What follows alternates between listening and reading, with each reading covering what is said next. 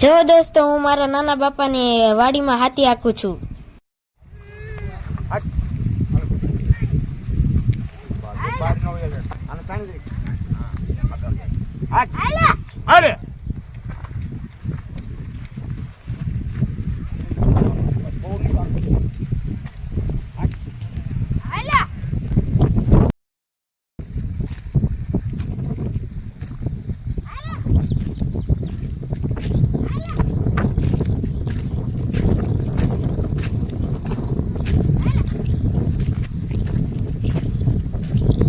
જો દોસ્તો, મારા પપ્પા ડુંગળી વાવી છે ને ખેતરમાં, એટલે ડુંગળીની નજર ઉતારવા ચડી ગયા છે. થાંભલે